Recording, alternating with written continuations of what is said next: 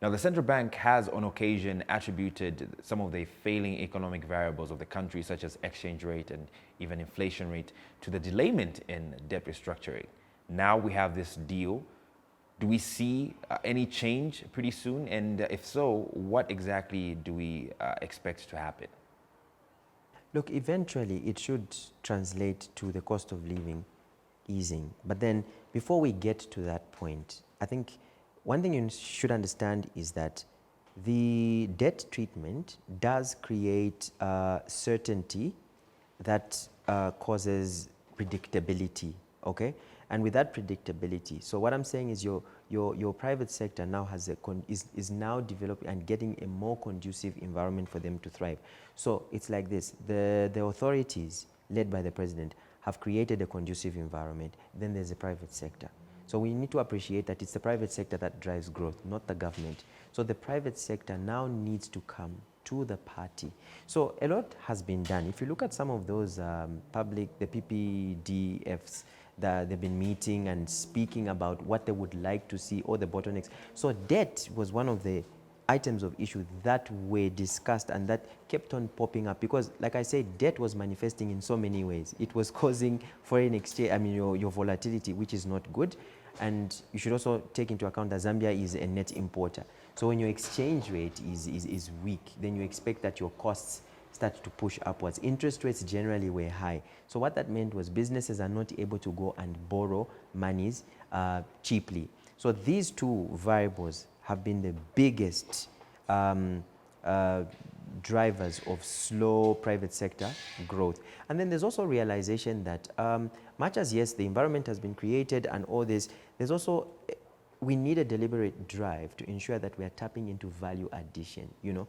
So that just pulling out minerals from the ground should be a thing of the past. We should be thinking, can we add more value to some of the copper that we're getting? Can we do copper wires? And instead of exporting copper itself, we start exporting copper wires. For agric, it's actually very key.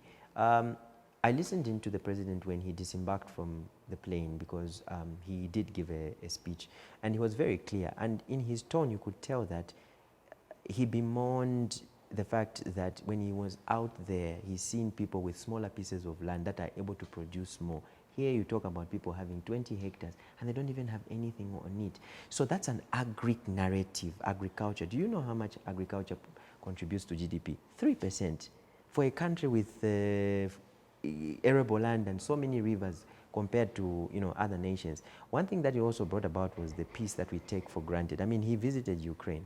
You know that the Ukraine-Russia war, I mean, has caused the world a lot of dislocations in markets and quite a lot of things. But we have peace here. So you can see that we almost have every variable that we need to attract investment. And the only thing that we were, you know, shaky on was the certainty, the sentiment.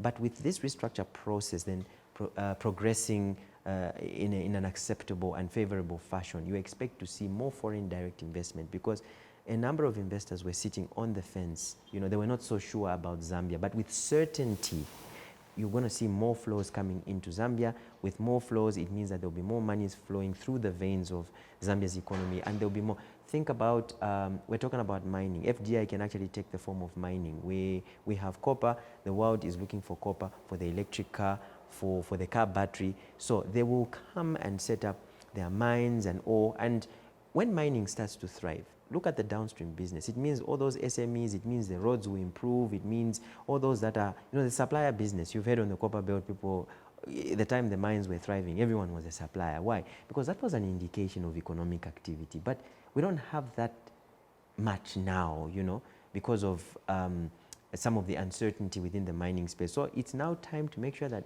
everywhere where there are loose ends, they need to be tightened. We need greater clarity around those mining impasses, the KCM, the Mopanis, and all those agreements that were signed out there. You know, there have been agreements, there have been pacts signed with the DRC, with the UK, with the US. All those now need to actualize. We need to start seeing industries. When you see industries, then you know that job creation, you know, is on the cards, you see. So long gone are the days when employment should be left to the government. They've done their part in hiring people. I mean, every other week you're seeing lists of people that have been hired.